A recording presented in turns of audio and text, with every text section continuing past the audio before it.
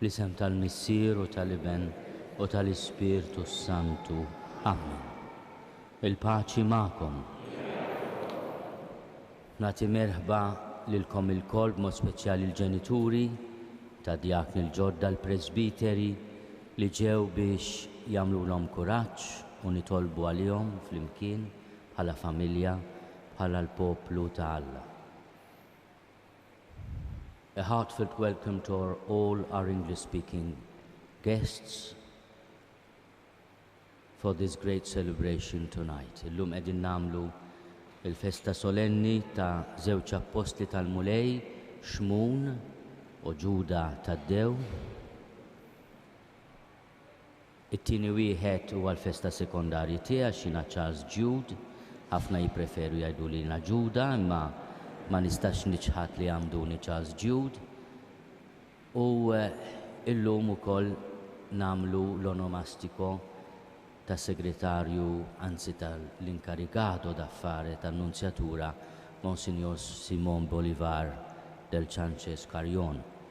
Monsignore, buon onomastico per la festa di San Simone, di San Ġwann. Allura bejnu bejni festa kbira llum, imma b'mod speċjali nitolbu ħafna għad-djakni l-ġodda. Fil-binu ta' din il-Quddiesa jew nitolbu maħfra l-Alla tan-nubietna kollha, tan-nuqqasijiet kollha tagħna. Nistqal l-Alla li jista' kollox u lilkom ħuti li ngħaddibt ħafna bil-ħsieb, bil-kliem, bil-emil u bil-ħallejt mirijieti tiegħi, bl-akbar tiegħi. Għalhekk nitlob lill-Imqazza Marija dejjem Verġni, l-Anġu l-Qaddisin kollha u lilkom ħuti biex titolbu għalija lill-Mulej Alla tagħna. Eħenna lina Alla li jista' kollox jaffrilna dnubietna u jwassalna għal ħajja ta' dejjem.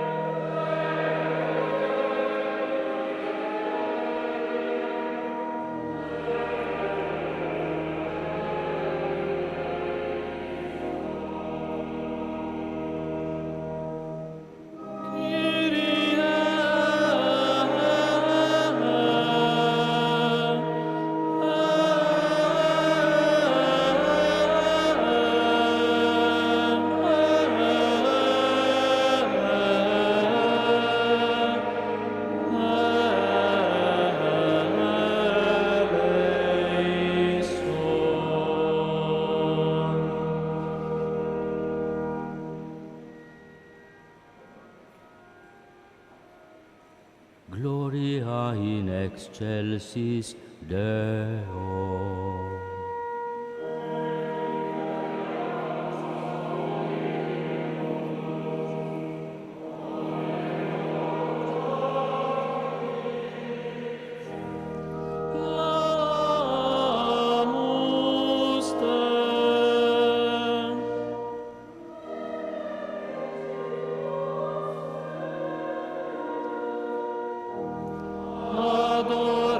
Adoramus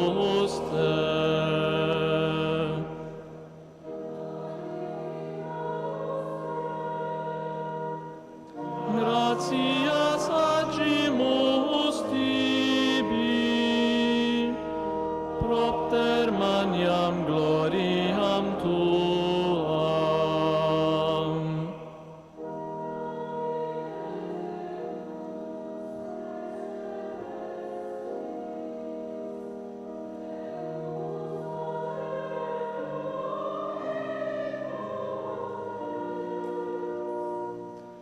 Nomine Filii unigenite, Iesu Christe.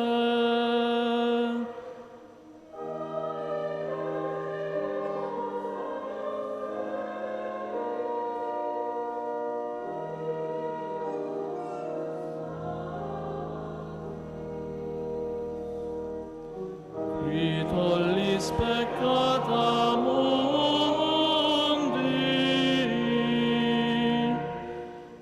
miserere nobis.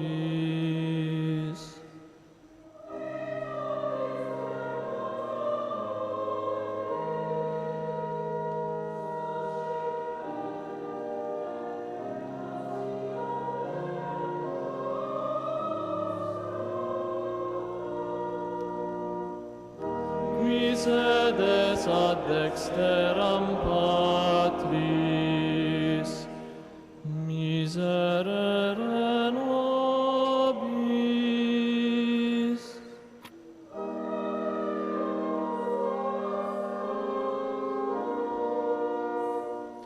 Tu salus Dominus,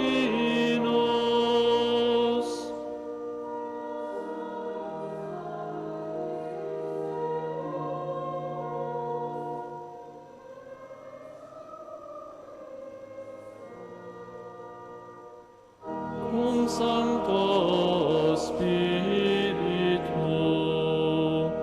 in gloria Dei Patris.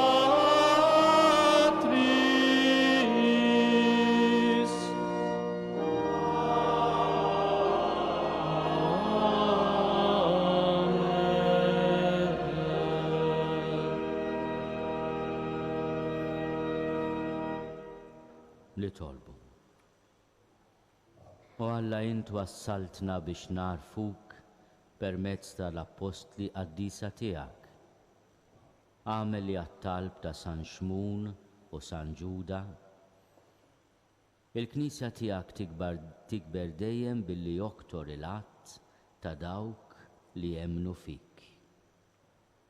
Bibnek Ġesu Kristu Sidna li hu Alla u miegħek jgħixu jsaltam flimkien mal-Ispiritu Santu għal dejjem ta' dejjem.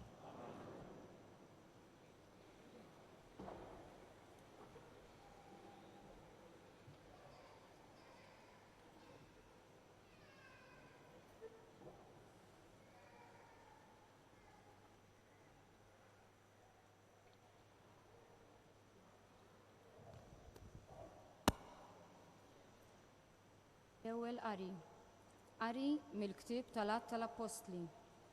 F'dawk il-jiem l-att tad-dixxipli kien qiegħed jiżdied. Għalhekk sar xi tgergir mill-Lut Griegi kontra l-Lut għax derilhom li ma kienx hemm min jieħu ħsieb ir-romol tagħhom fil-ministeru ta' kuljum. Għalhekk it-tnax sejħu l-ġemgħa tad-dixxipli u qalulhom mhux sewwa li aħna nħallu l-kelma ta' Alla biex naqdu fl-imwejjed. Mela l-aħwa ħudu ħsieb u għażlu minn fostkom 7 irġiel li għandhom isem tajjeb u li huma mimlijin bl-ispirtu u bl-erf u nħallu din il-ħidma f'idejhom. U aħna nagħtu ruħna għat-talb u għall-Ministeru tal-Kelma. Dan il-kliem oġob lill-ġemgħa kollha u għażlu lil Stifnu, bniedem mimli bil-fidi u bl-Ispirtu Santu, lil Filippu, lil Prokoru, lil Nikanor, lil Timon, lil Parmena u lil Nikola, proselita minn Antiokia. Lil dawn resquhom quddiem l-apostli li talbu u qegħdu idejhom fuqhom. U l-kelma ta' Alla kienet tinxtered dejjem aktar. L-att tad-dixxipli kien jiżdied ħafna f'Ġerusalemm u kotra kbira ta' qassisin kienu joqogħdu għal-fidi. Il-kelma tal-mulej.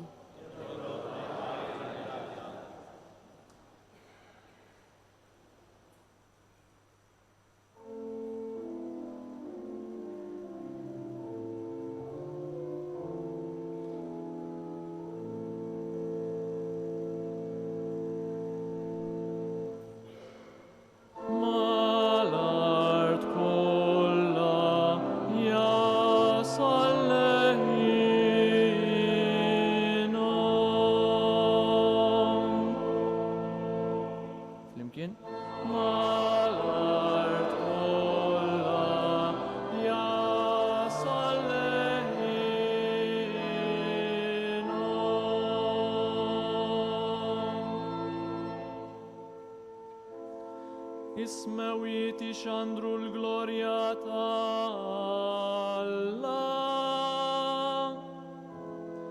Emili deħ tħabbar il-firxa tas-sema. Jum lill-liħor jati l-aħbar. Lejl lill-liħor iwassal التعريف.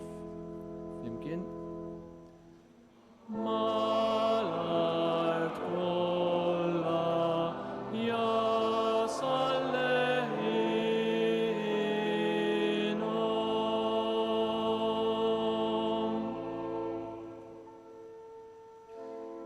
ما يمشي أخباره عن أسكليم. ما يمش لهن لي ما ينستماش.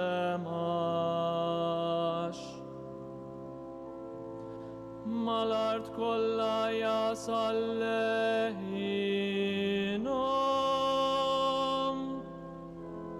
ما الدنيا كلها يشترت كليمهم.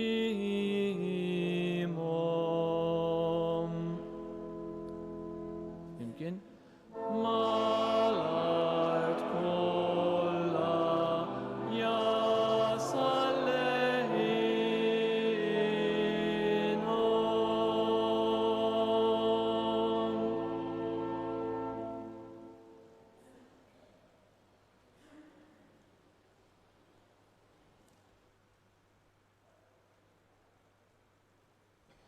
It-tieni qari.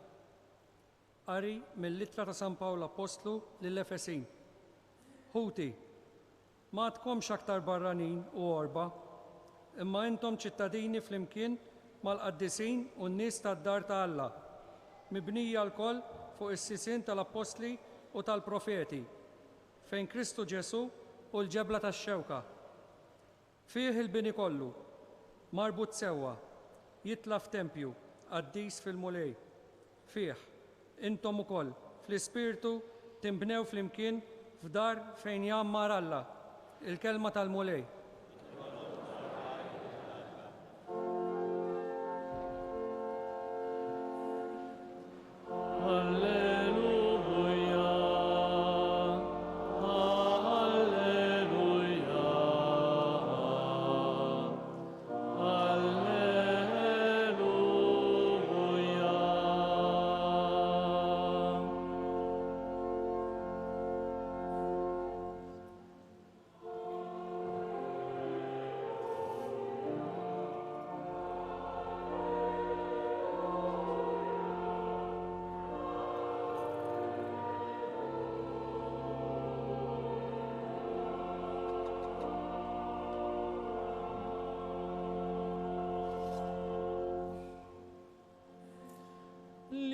لك الله انفهروا لك بحالا مولين استقروا لك تفخر مولي الجمع gloriosa tal apostli.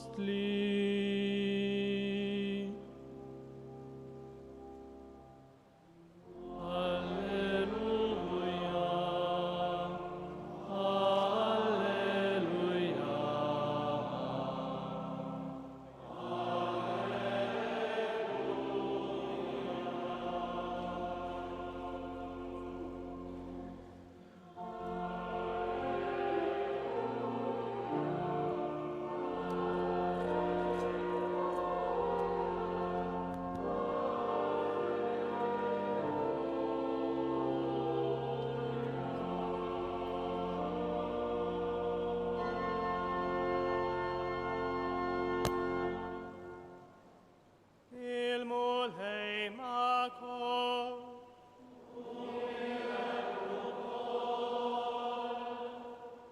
Lecturi mill-Evangelju skont San Luqa.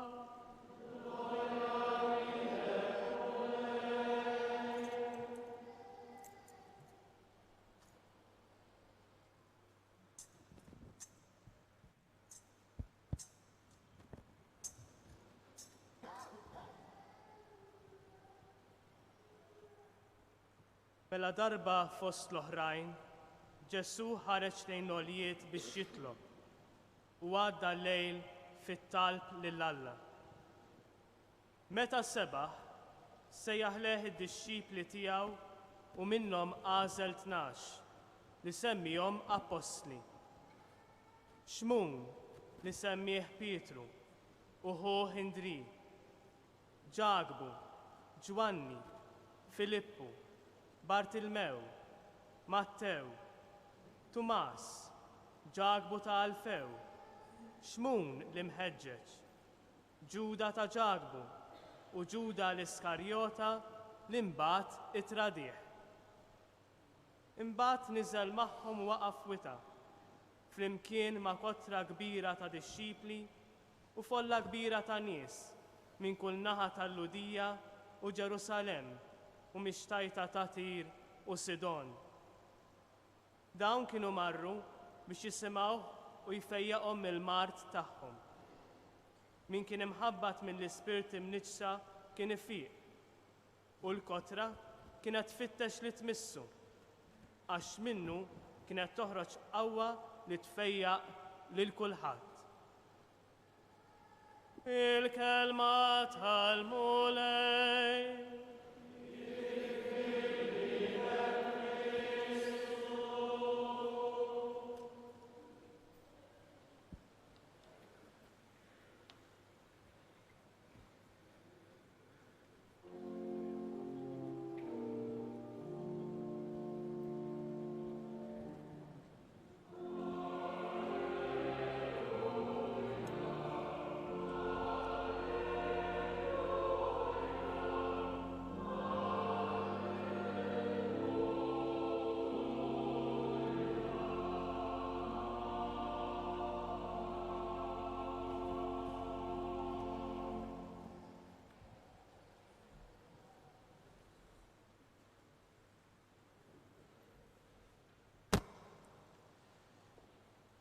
jersqu dawk li se jkunu ordnati djakni. Sinclair Buġejja mill-parroċċa tal-Familja Mqazza li Klin. Hawn jien. Praklajf Kamilleri tal-Ordni tal-Patrijiet Minuri. Hawn jien. Pra Ramon Farrugia tal-Ordni tal-Patrijiet Minuri. Hawn jien. Ryan Lee Paċ mill-Parroċċa tal-Madonna tal-Karmenu il-Gżira. Hawn jien. Mark Spiteri mill-Parroċċa ta' San Filip ta' Ġira Ħażebbuġ. Hawn jien.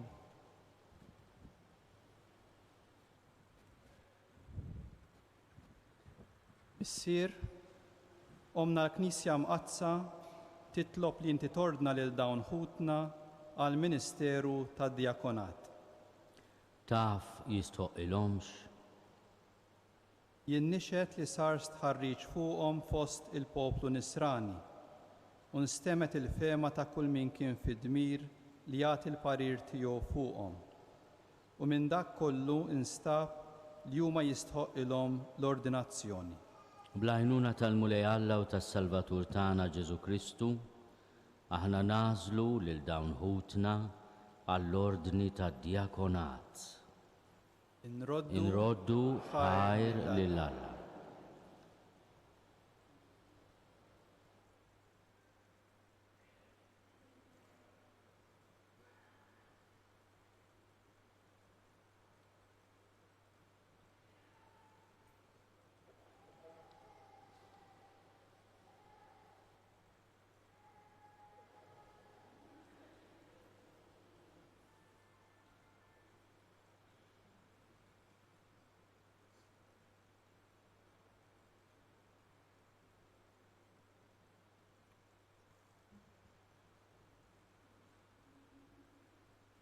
Eżis,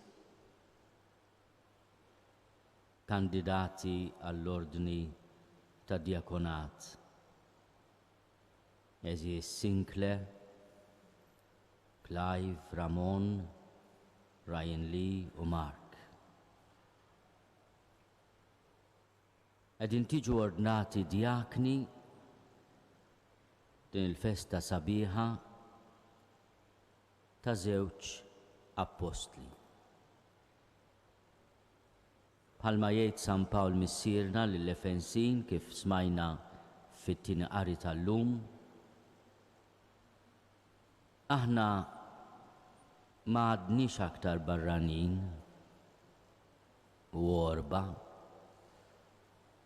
Aħna ċittadini flimkien mal-qaddisin u n-nies tad-dar ta' Alla, mibnija l-kol fuq is-sisien tal-apostli u tal-profeti. Fejn Kristu Ġesu u l-ġebla tax-xewka. Din id-dar tagħna. Id-dar tagħna għandha lil Ġesu bħala l-ġebla tax-xewka. Fih Ġesu il-bini kollu marbut sewwa jitla f'tempju qaddis fil-mulej. Fih intom u aħna magħkom. Fl-ispirtu nibnew flimkien f'dar fejn jammar Alla. Aħna il-poplu ta' Alla, aħna d-dar fejn jammar Alla. U intom illum imsejħin biex tkunu għaddejja f'din id-dar fejn jammar Alla, f'din id-dar li tagħha Ġesu Kristu u għal-ġebla tax-xewka. Is-suġġeriment tiegħi ta' missier u ta' ħukom hija li intom ma tiddejqux ta' kuljum matul ħajjitkom kollha issa li se tiġu ordnati bit-talba tal-Knisja u bit-tqejjid tal-idejn tal-Isqof kuljum tmissu lill-mulej li minnu skont il-Vanġelu li għadna kemm qrajna toħroġ qawwa li tfejjaq. Aħna għandna bżonn ta' kuljum nitfejqu mill-mulej Ġesu. Ta' kuljum għandna bżonn inħossu dik il-mediċina u nduquha għad-djufija tagħna, għas-supervja tagħna, għar-rabja li kultant taħkimna.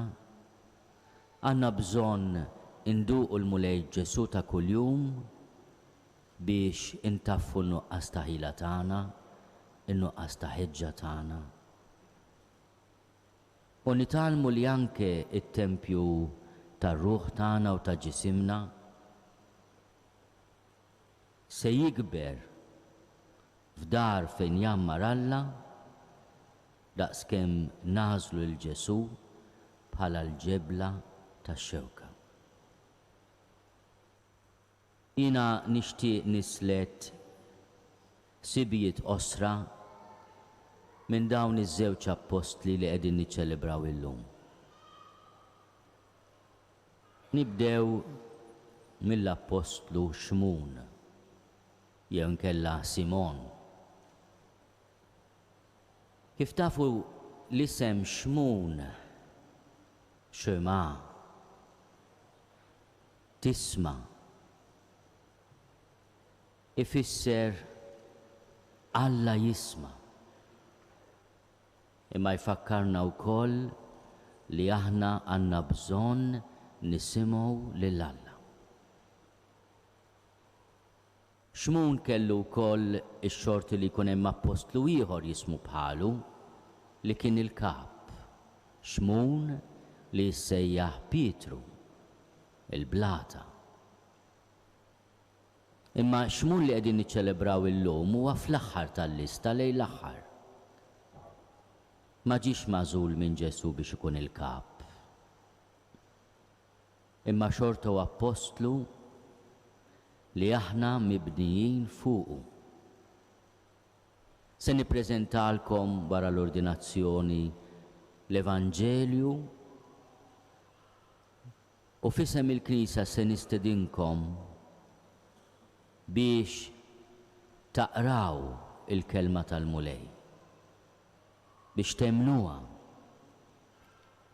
biex tgħixuha, biex tkunu eżempju ħaj ta' għaddej li jisma' il-kelma ta' sidu. Wara kollox anke fil-lingwa tagħna il-verb tisma' huwa maqut ħafna mal-ubbidjenza. Isma' minni, min jaf kemm il-darba ommijietkom li qegħdinaw għalulkom isma' minni, m'intix qed tisma' minni. U intom komplu isemgħu minnhom il-ġenituri tagħkom li tawkom il-ħajja u kkooperaw mal-mulej fil-ħolqien tagħkom u isemgħu anke l-kelma tal-mulej u tal-arusa tiegħu il-Knisja.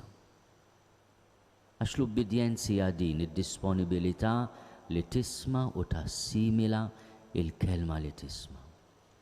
Xmun fil-Vanġelu tal-lum jissejjaħ l-imħeġġeġ, zelota, l-imħeġġeġ.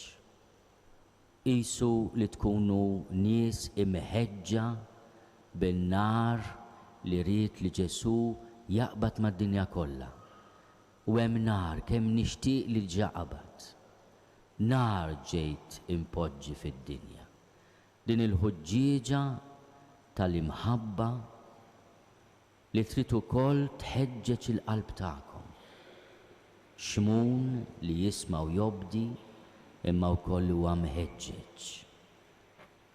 Kunu djakni u l-qudiem presbiteri imħeġġa bl-imħabba l-Alla u għall-proxmu. Il-qadi tagħkom ma jridx ikun qadi ta' bil-fors, jew għal ħarisqat tal-flus, jew għal prestiġju fieraħ ta' din id-dinja. Imma jrid ikun qadi mħeġġeġ, imħeġġeġ bl-imħabba għall-Alla u għall-proxmu. Fuq xmu ma tantx nafu. Il-tradizzjoni tgħidilna li mbagħad issieħeb ma' Ġuda tad-Dew u flimkien ippruvaw jevanġelizzaw ħafna u mbagħad spiċċaw qatluhom.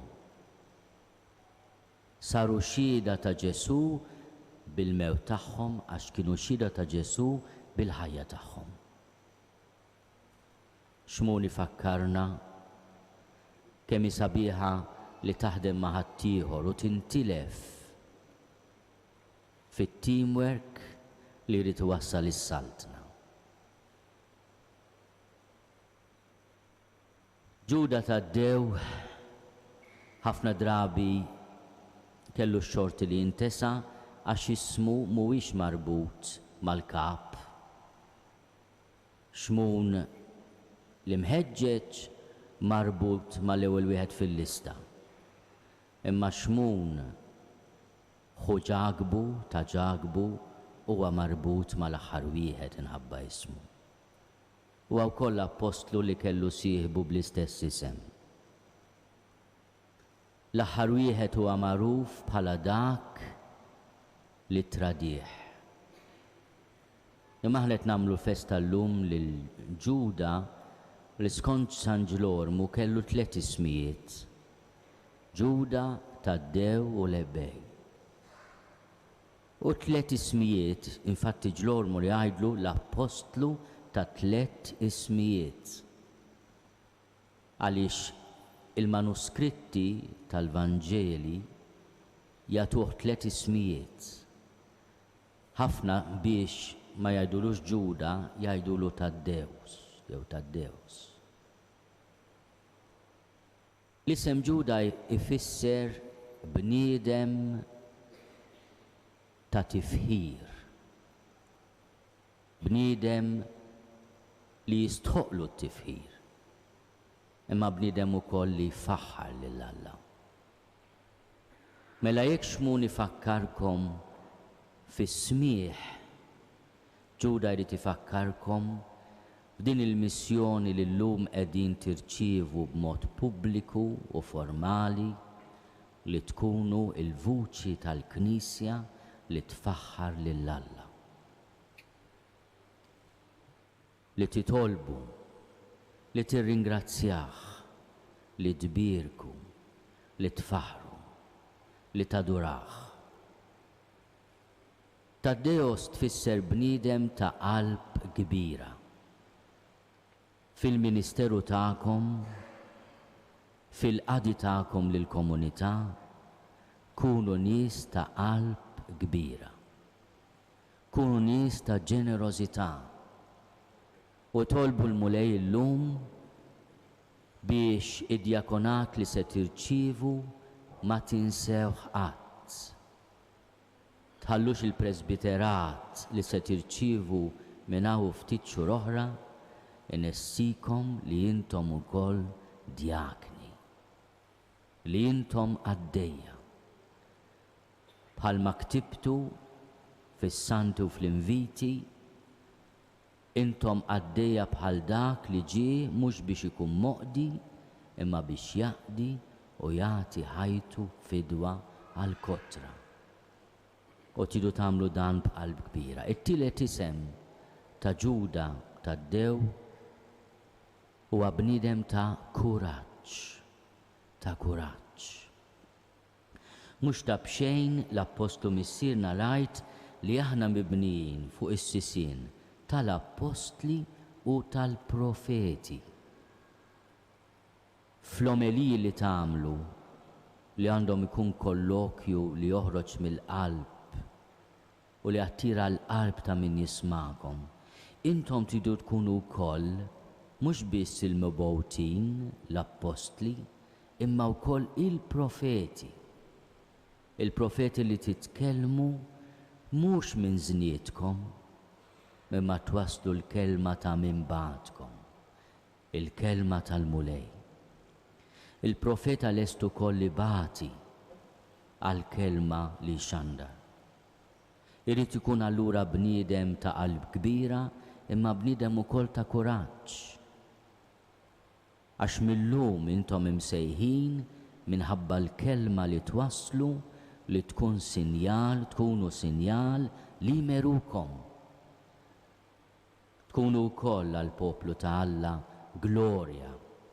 Tkunu għall-poplu ta' Alla dawl. Tkunu għall-poplu ta' Alla salvazzjoni. Imma tkunu wkoll sinjal li merukom. Tibżgħux. Imma bħalma tgħidilkom il-Knisja jew tafdalkom il-ktieb Quddies tal-Evanġelju llum, kunu eżempju. Il-kelma tagħkom tridu tikkonfermawha bil-ħajja tagħkom. U intom faċli tgħiduli u jiena nifhimkom, aħna dgħajfa, aħna midinbin. U jiena ngħidilkom taqtgħux qalbkom. Permezz tas-sagramenti tal-Knisja li intom twaslu u tiċċelebraw imma wkoll li hemm bżonn li tirċievu. Ibqgħu qrib ta' Ġesu li bil-paċi tiegħu jaħfrilkom dnubietkom u jerġa' jġeddidkom kuljum. Taqtgħux qalbkom. Il-mulej jgħinkom biex intom u titolbu l-interċessjoni ta' Xmun u ta' Ġuda Taddew L-ebda sitwazzjoni li għalina tidher impossibbli ma taqtalkom qalbkom. U jekk intom tkunu fuq quddiem xi sitwazzjoni impossibbli, ftakru li ġejtu ordnati illum fil-festa ta' San Ġuda, patrun ta' sitwazzjonijiet impossibbli. Ftakru wkoll imma li aħna mhux biss il-familji tagħkom, aħna nissapportjawkom u nwedukom dan quddiem il-mulej bit-talb tagħna. U jiena nitlob biex aħna nilqgħu id-don tal-Ministeru tagħkom, aħna stess ngħinukom biex permezz tiegħu tikbru fil-Quddusija, tkunu bħal xmun, obbedjenti u mħeġġa, tkunu bħal Ġuda tad-Dew, nies ta' tifħir b'qalb kbira mimlija kuraġġ.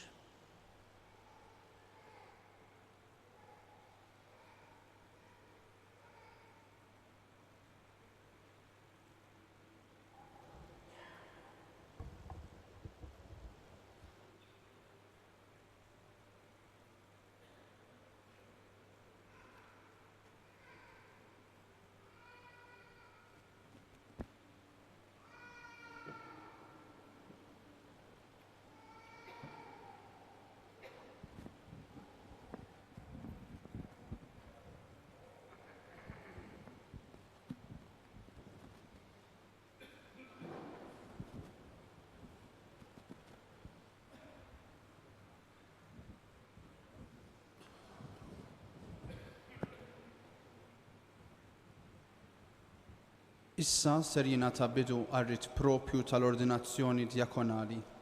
Il-kandidati issa ser iwedu li ser jaqdu lill-Knisja, li jżommu l-misteri tal-fidi, li jgħixu iċ-ċelebat, li jkunu bnedmin ta' talb, li jibnu ħajjithom fuq l-eżempju ta' Ġesu u jwedu l-ubbedjenza lejn l-Arċisqof u lis-superjuri tagħhom. Mbagħad, wara li nitolbu l-interċessjoni tal-qaddisin għal dawn ħutna, Monsignor Arċisqof isejjaħ lill-Ispirtu Qaddis sabiex jinżel fuq dawn ħutna permezz ta' tqejjid ta' jdejh fuq rashom u tat-talba tal-ordinazzjoni.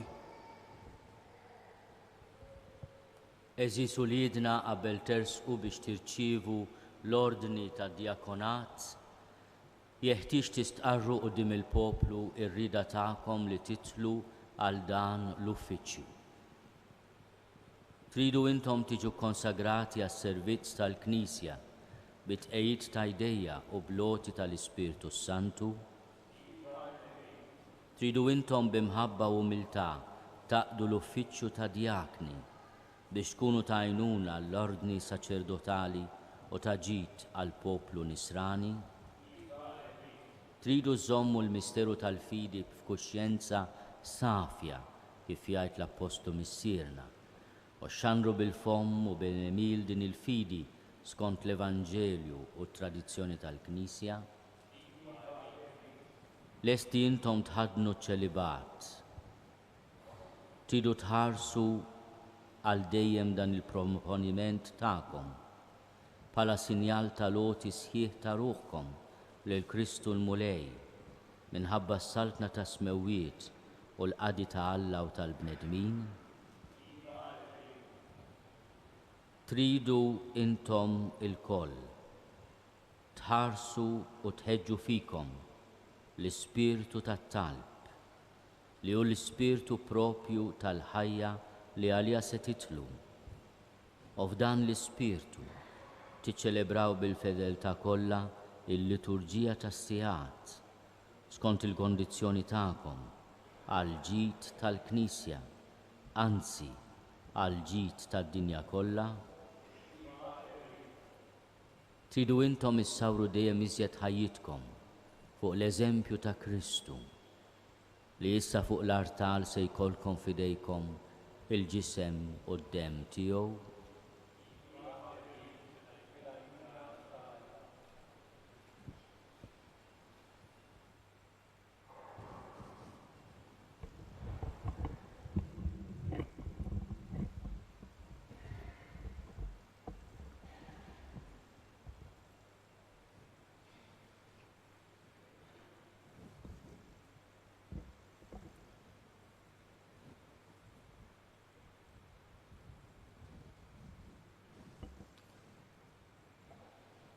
Tujat rispett u ubidjenza lili u lis-suċċessuri tiegħi. Alla li beda din l-opra tajba fik iwassala għat-tmiem.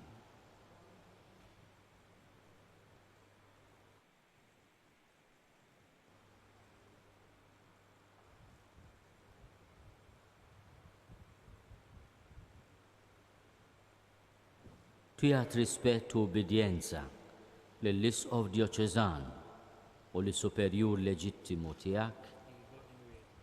Alla li beda din l-opra tajba fik iwassala għat-tmiem.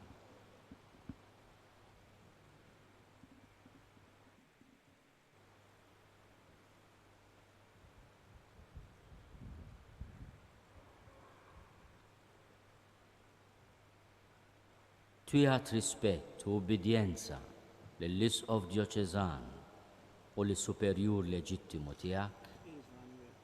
Alla li beda din l-opra tajba fik iwassala għat-tmiem.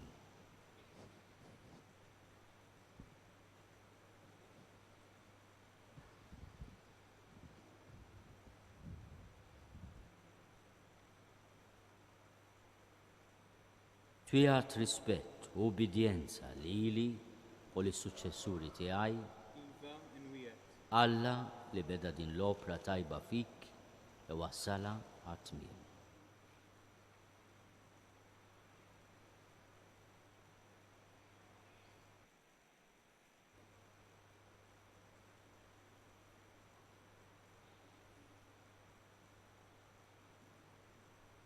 Tujat rispett u ubidjenza lili u lis-suċċessuri tiegħi. Alla li beda din l-opra tajba fik iwassala għat-tmiem.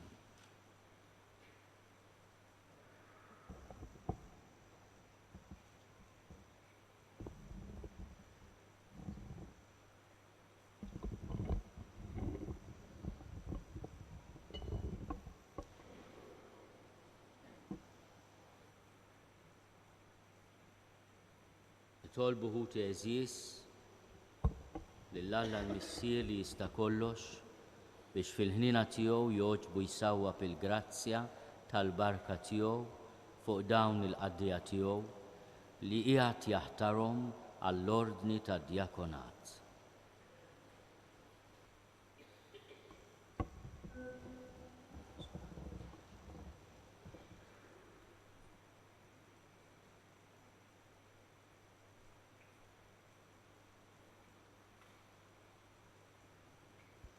Nizlu għal-kubtejna.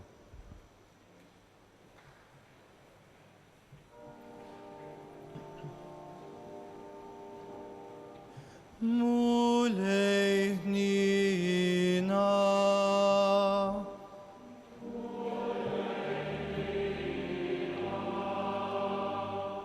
Kristu hnina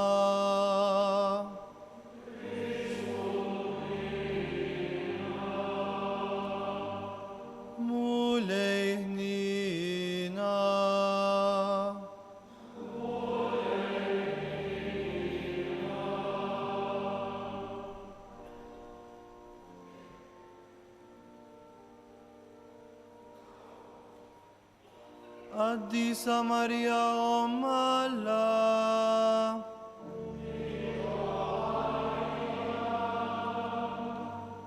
San Mikil,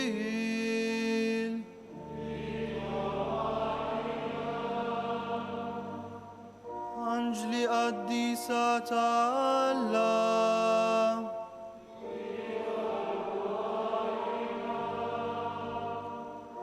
San Ġwann Battista,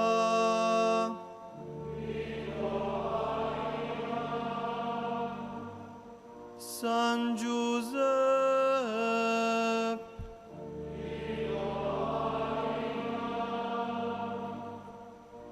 intom il-patriarki u l-profeti,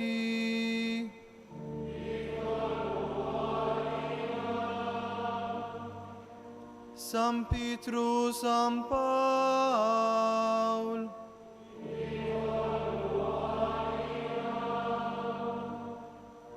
San Sant'Andrija,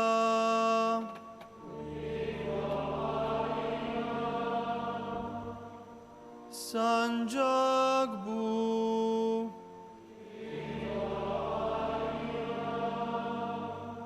San Mark,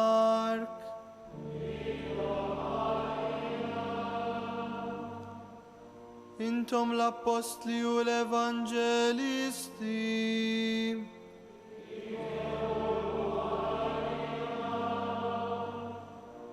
Santa Maria Maddalena,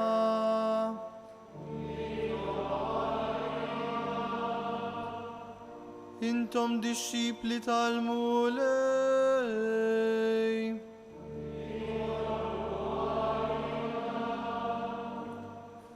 San Stifnu,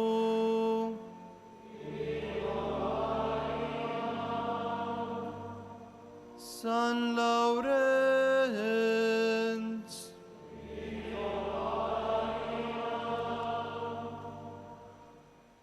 Sant'Ignazio ta' Antiochia,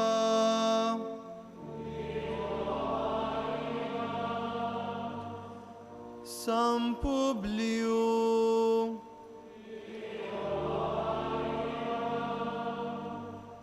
San Sebastian,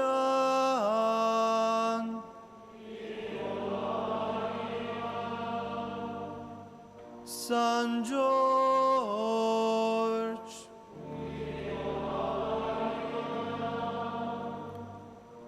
Sant'Agnese,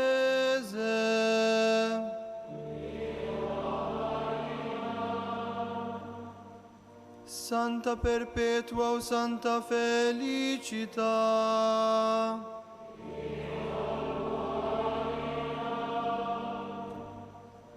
Għaddisin martri ta' Kristu,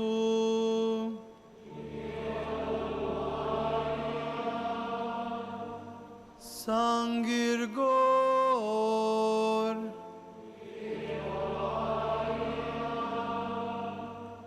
Santu Istin,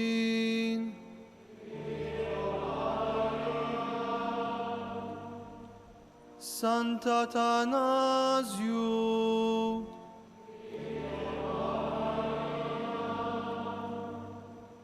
San Basilio,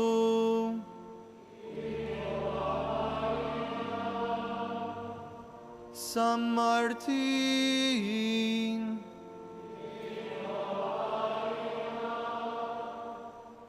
San Benedetto,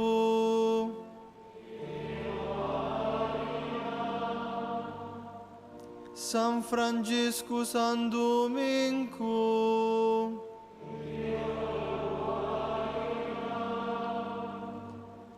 Sant'Ignazio ta' Loyola,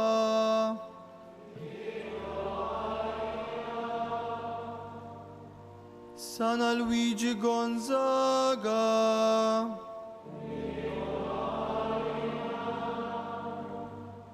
San Bernardin ta' Siena,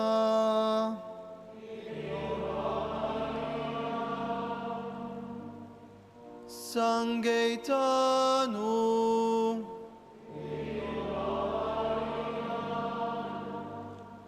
San Filip ta' Ġira,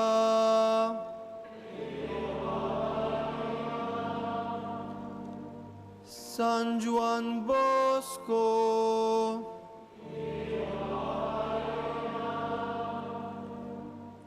San George Preka,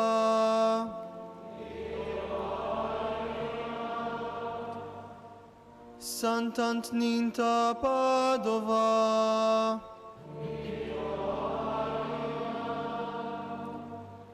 San Francisco Saverio,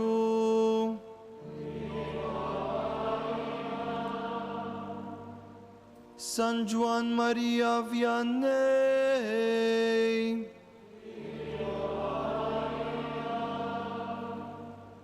San Giovanni Paoluttini,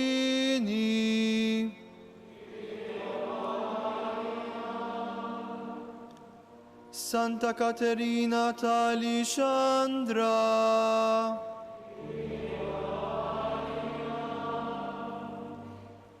Sant'Elena,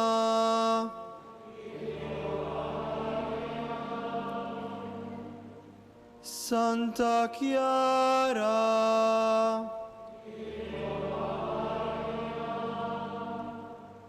Santa Teresa ta' Gesù,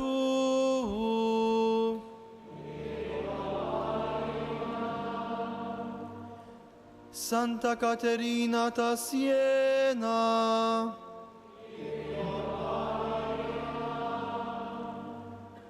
Beatu Nazio Falzon,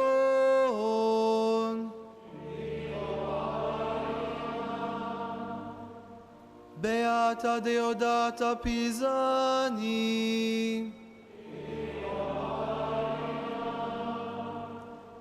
Beata Chiara Luce Badano,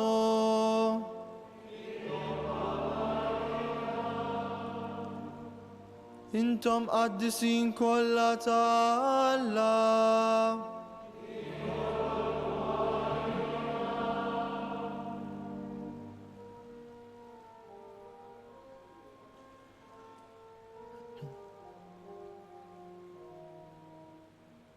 Urihnina mana,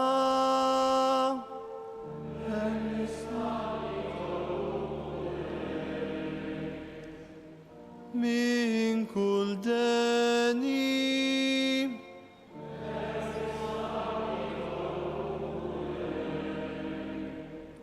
min kull dnub,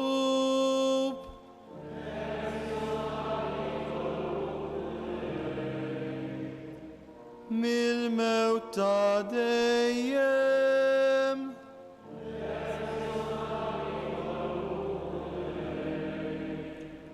bl-inkarnazzjoni tiegħek,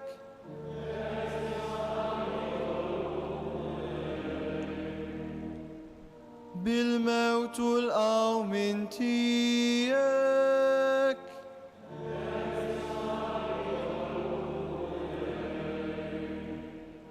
bil-miġja tal-Ispirtu Santu,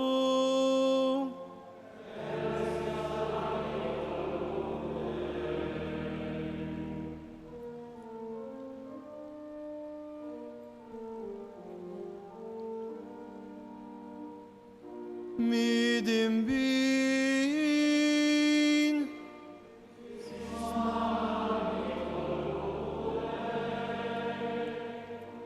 mexxi l-Knisja tiegħek u ħarisa,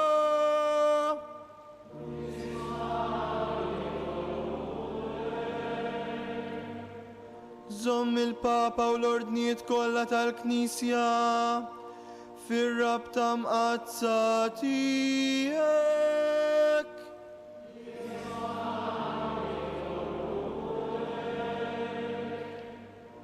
Birek dawn il-magħżulin tiegħek.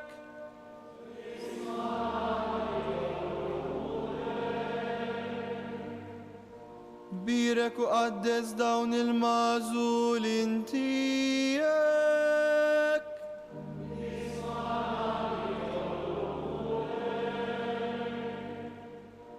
Birek qaddes u konsagra dawn il-magħżulin tiegħek.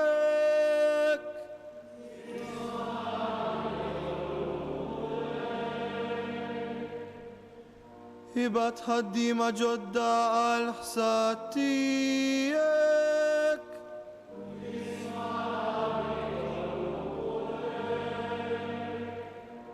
Għati paċi u ftehim tassew lill-popli kollha.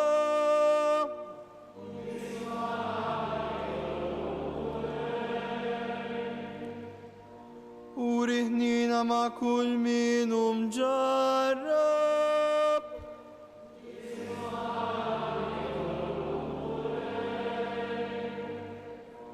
Għawina u ħarisna fis-servizz imqaddes tiegħek.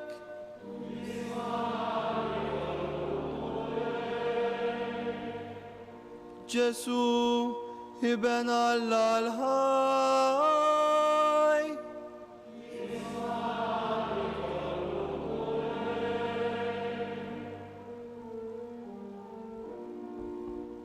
Kristu ismana.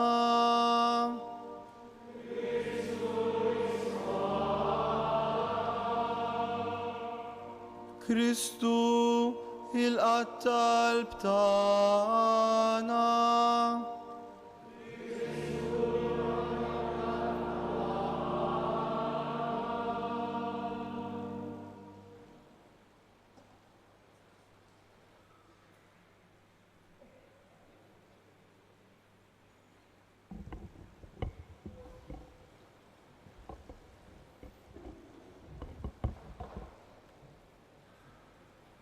Il-qamulej Alla-talb tagħna fil-ħina tiegħek wettaq bit-tjieba u l-għajnuna tiegħek dan li se nagħmlu bil-ministeru tagħna birek u qaddes lil dawn li fil-fema tagħna jidrilna li għandna nofruhom għal qadi tal-ministeru mqazza bi Kristu Sina. Nqumu bil-wieqfa.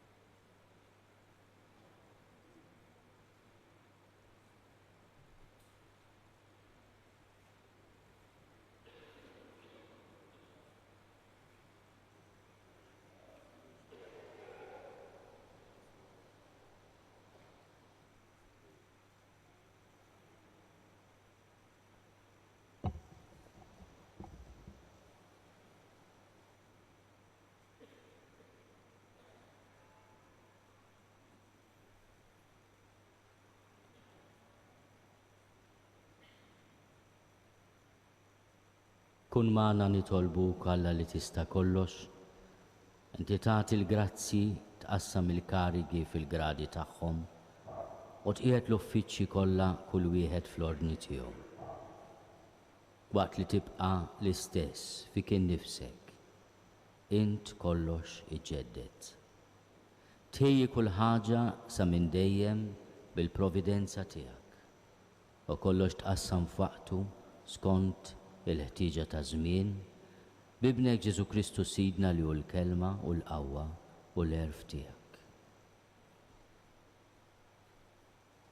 Int il-Knisja tiegħek li l-ġisem ta' Kristu tanija b'kull xorta ta' grazzi, taqqada fir-rabta fl-imkien tal-ħafna membri tagħha. U bl-Ispirtu Santu tagħmilha ġisem wieħed baqda tal-għaġeb. Int tagħtiha li tikber, tinfirex u toktor, hekk li tkun it-tempju ġdid tiegħek. Għalhekk int waqqaft fiha ministeru qaddis, imqassam fi 3 gradi ta' ministri. U għamilthom għaddejja ta' ismek, bħalma fil-bidu kont għażilt lil ulied Levi biex jaqdu fit-tabernaklu imqaddes ta' qabel. Fil-bidu tal-Knisja tiegħek l-Apostli ta' ibnek imnebħin mill-Ispirtu Santu għażlu 7 irġiel ta' fama tajba biex jgħinuhom fil-qadi ta' kuljum, ħalli huma jkunu jistgħu jingħataw aktar għat-talb u għax-xandir tal-kelma. U lil dawn l-irġiel magħżula wara li talbu qiegħdu jdejhom fuqhom, ħallewlhom f'idejhom il-qadi tal-imwejjed. Ħares ukoll mulej bħarsa ta' slim fuq dawn il-qaddejja tiegħek li aħna fl-umiltà ta' qalbna qegħdin nikkonsagraw lilek bħala djakni ħajaqdu l-artali mqazza tiegħek. Ibgħat fuqhom nitolbuk mulej l-Ispirtu Santu biex iqawwihom bis-7 doni tal-grazzja tiegħu, ħalli jaqdu b'fedeltà il-ħidma tal-ministeru tagħhom. Jalla tikber fihom kull xorta ta' virtù, jimtlew b'imħabba safja, ikollhom ħerqa l-morda u għall-fqar, ikunu rżina fit-tħaddim tas-seta tagħhom, iħarsu l-bjuda ta' ruhom u jimxu fuq it-tagħlim tiegħek. ħatkun l-imġiba tagħhom xhieda sabiħa tal-ħarsien tal-kmandamenti tiegħek biex bl-eżempju ta' ħajjithom iqanqlu l-poplu qaddis tiegħek ħalli jissir jixbahom. Għamel li jibqgħu sal-aħħar qawwijin fi Kristu, kuxjenza li jkollha dejjem kelma ta' tifħir għalihom. U wara li fuq din l-art ikunu għexu bħal ibnek li ġi fostna mhux biex ikun moqdi imma biex jaqdi, ikun jistoqilhom mbagħad fis-sema isaltnu miegħu. U li Alla u li miegħek jgħixu jsaltan flimkien mal-Ispirtu Santu għal dejjem ta' dejjem.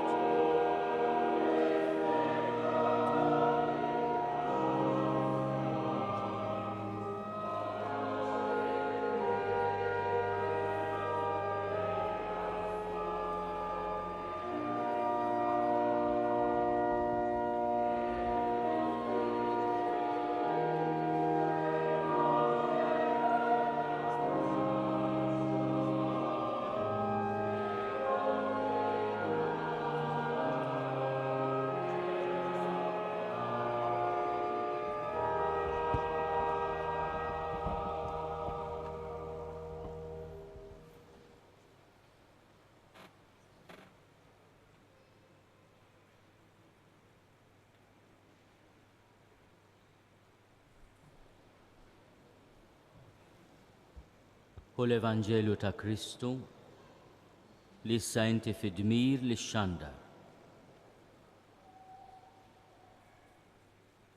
Qis li temmen dak li taqra fih, tallem dak li temmen u tgħix dak li tgħallem.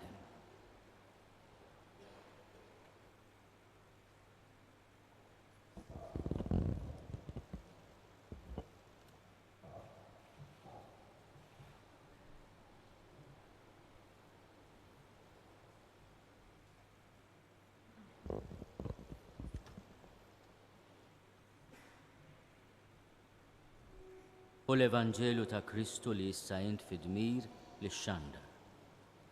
U qis li temmen dak li taqra fih, tgħallem dak li temmen u tgħix dak li tgħallem.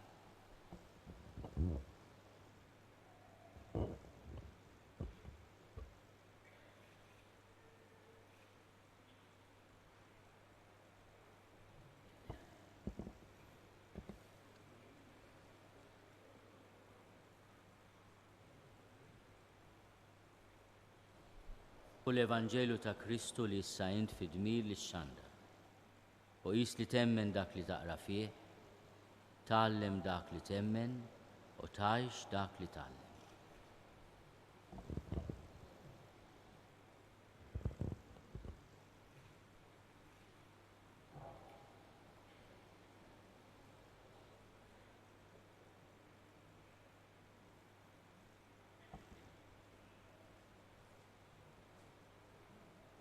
U l-Evanġelju ta' Kristu li issa int fid-dmir li xandar.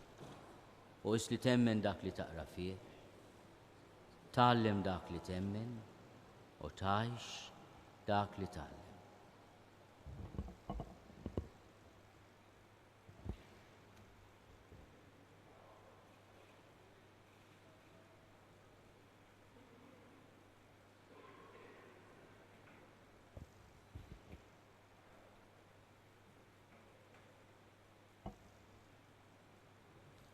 U l-Evanġelju ta' Kristu li inti issa fid-dmir li xandar.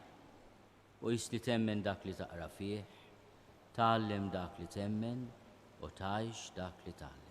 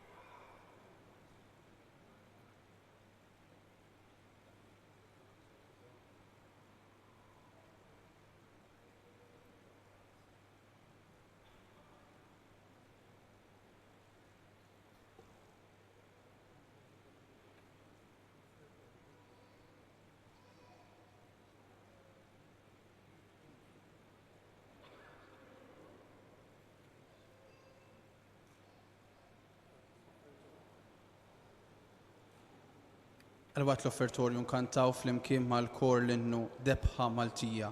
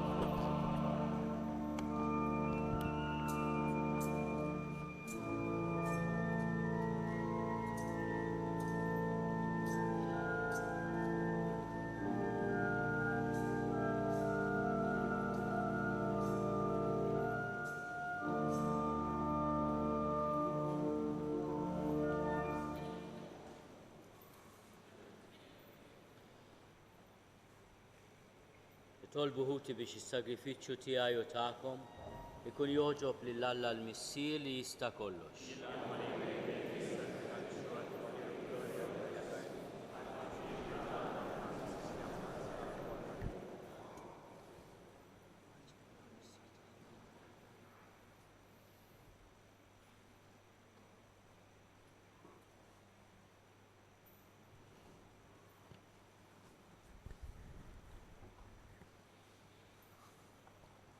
Mulej aħna u nroddu il-ġieħ lill-apposti San Ġwann u San Ġuda għal glorja bla tip miem li tajtom, nitolbuk li tilqat talb tagħna u tħejjina biex niċċelebraw kif jixraq il-misteri Quddiesa tiegħek bi Kristu Sidna. Il-mulej magħkom. Nerfgħu lubna l fuq. Niżuħaj lill-mulej Alla tagħna. Sewwa u xieraq tassew mulej missier Quddies Alla ta' dejjem li tista' kollox. Tajjeb u taġi tas-salvazzjoni tagħna li dejjem u kullimkien inrodulek ħajr. Inti r-raj ta' dejjem ma tħallix weħida lill-Knisja tiegħek, imma tibqa' dejjem tieħu ħsiebha u tħarisha permezz tal-Apostli biex ikomplu jreġuha dawk stess li int qed fuqha bħala rajja f'isem ibnek. Għalhekk mal-anġlu mal-arkanġli mat-troni u mad-dominazzjonijiet mal-qtajja kollha tal-eżerċiti tas-sema intennu l-innu tal-glorja tiegħek u ngħidu bla qiegħda.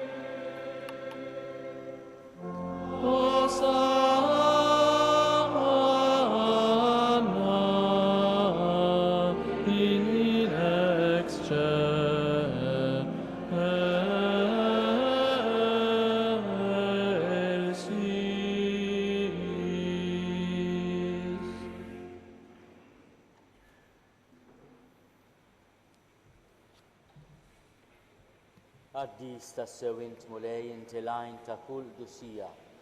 Qaddes għalhekk nitolbuk dawn l-offerti bil-barka tal-Ispirtu tiegħek biex isiru għalina il-ġisem u d-demm ta' Sidna Ġesu Kristu, li meta kien se jingħata biex minn raj ħibati ħal ħobs, ratti l-ħajr, qasam, tal id-dixxipli tiegħu u qal: ħudu u kulu l-koll minn dan, għax dan huwa ġismi li jingħata għalikom.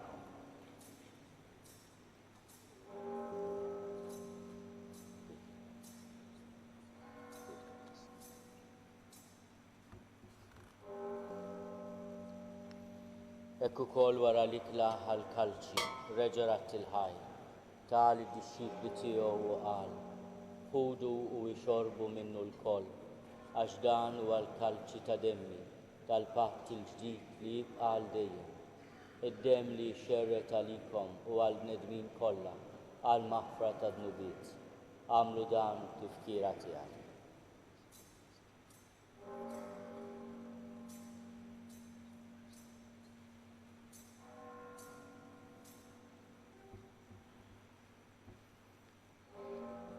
Dan hu l-misteru tal-fidi.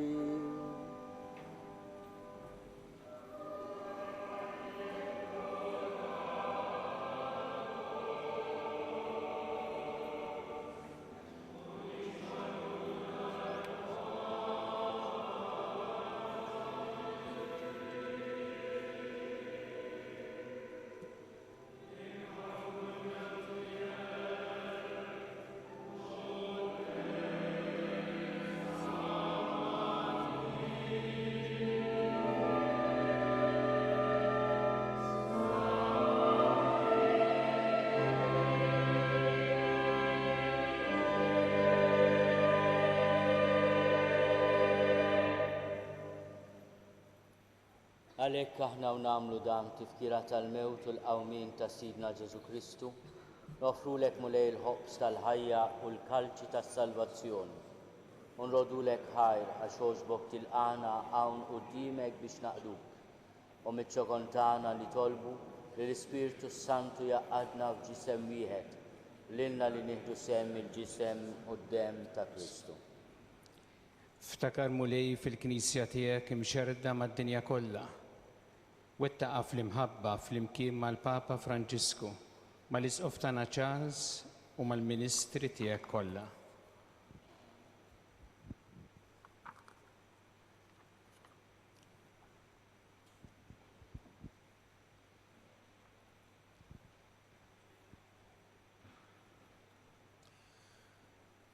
Ftakar mulej fil-Knisja tiegħek imxerda mad-dinja kollha.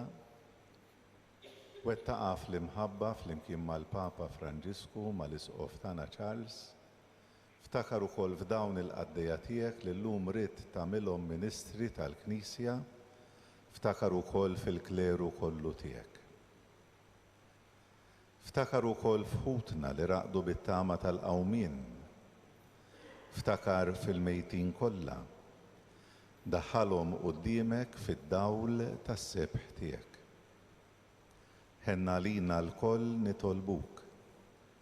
Għati lilna wkoll il-wirt tal-ħajja ta' dejjem, flimkien mal-Verġni Mqazza Omm Malla u Omna Marija, ma' żewġa San Giuseppe, ma' missierna San Franġisk, Santa Chiara, San George Preka, mal-Apostli Xmun u Ġuda u l-Apostli kollha u l-qaddisin kollha tiegħek, illi jgħixu fil-ħbiberija tiegħek sa mill-bidu tad-dinja.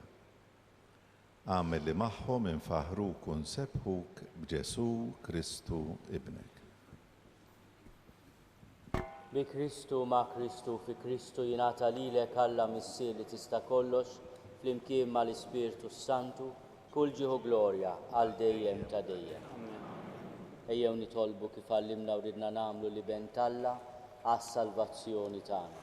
Missierna li inti f'ismu wieħed jitqaddes ismek tiġi saltnatek, ikun li trid int kif is-sema ibda fl-art. Ħobżna ta' kuljum għatina llum, aħfrinna dnubietna bħalma naħfru lil min hu ħati għalina. La ddaħħalniex fit-tiġrib iżda eħlisna mid-deni. Eħlisna li tolbuk mulej minn kull deni. Għatina fit-tiebor li nagħtihak il-paċi fi żmienna biex inkunu ħielsa dejjem mid-dnub u mħarsa minn kull inkwiet. Aħna u nistennew u nittamaw ilejna u l-miġja tas-Salvatur tagħna Ġesu Kristu. Mulej Ġesu Kristu li għat lill-Apostli tiegħek, nħallilkom is-sliem, nagħtikom is-sliem tiegħi, la tħares lejn dnubietna, iżda ħares lejn il-fidi tal-Knisja tiegħek. Għati jaslimu l-għaqda li int trid fiha, inti tgħixu s-saltan għal dejjem ta' dejjem. Il-paċi tal-mulej tkun dejjem magħkom. Għatu l-paċi lil xulxin.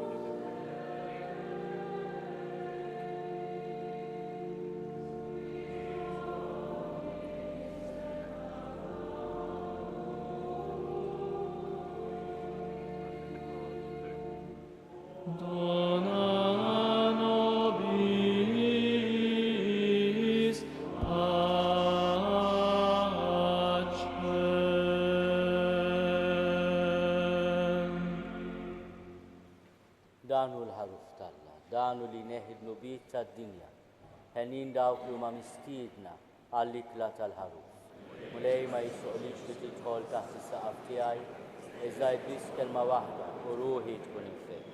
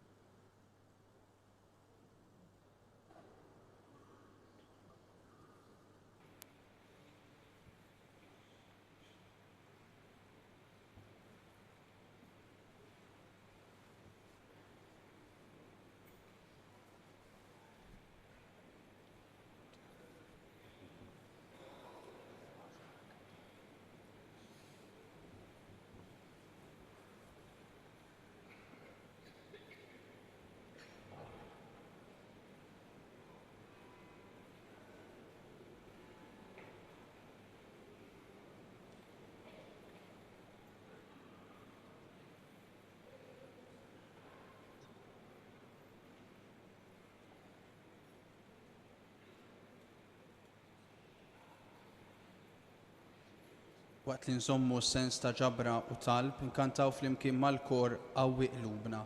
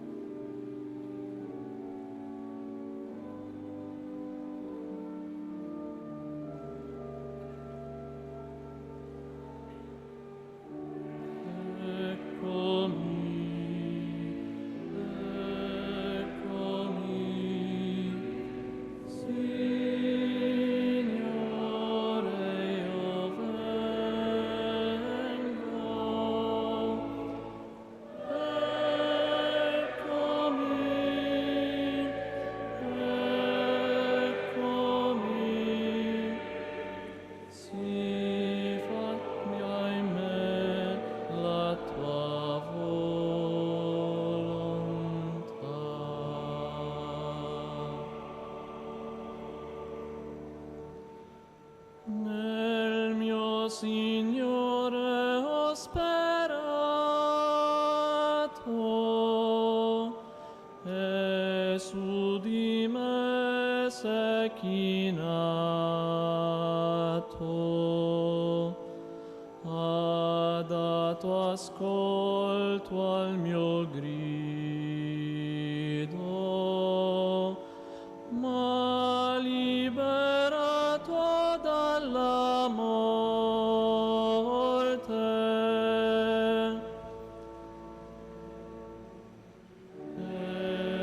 Eccomi,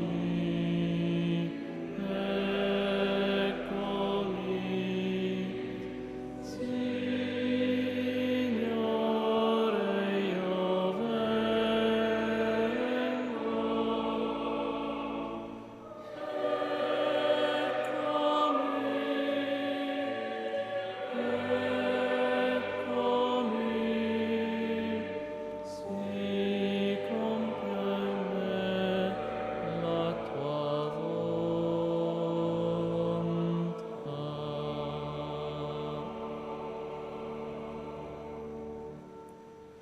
I miei piedi ha reso saldi,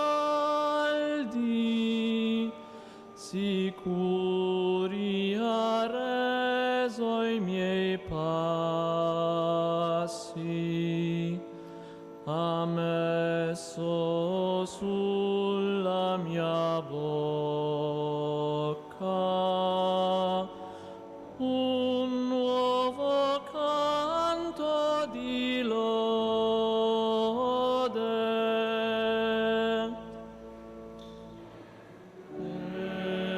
Eccomi,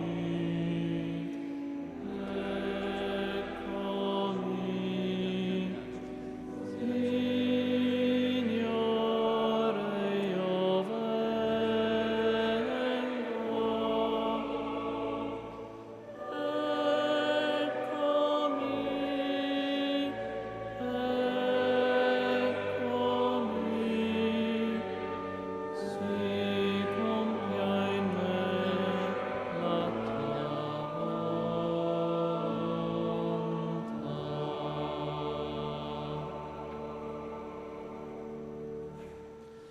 La tua giustizia ho proclamato,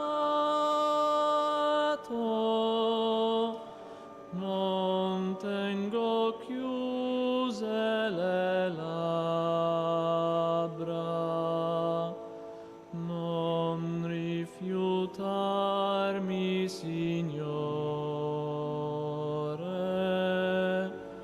la tua misericordia.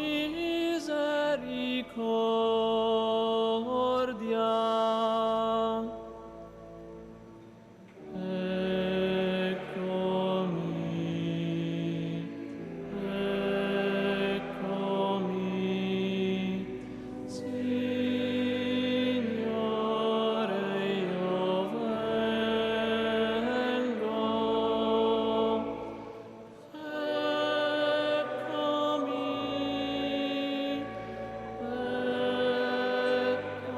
Eccomi, si compia in me la tua volontà.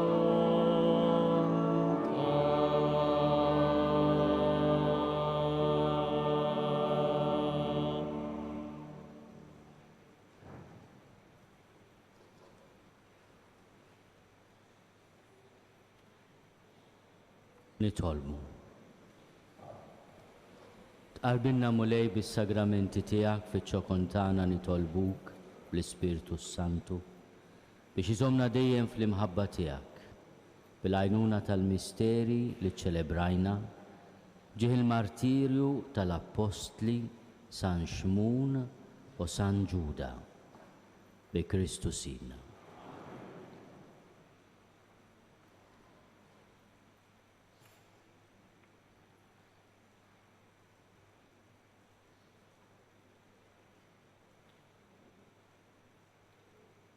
Il-mulej ma'kom. Ikun imbirek isem il-mulej. L-għajnuna tagħna f'isem il-mulej.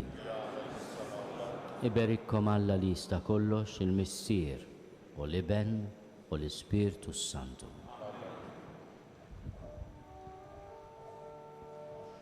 Ite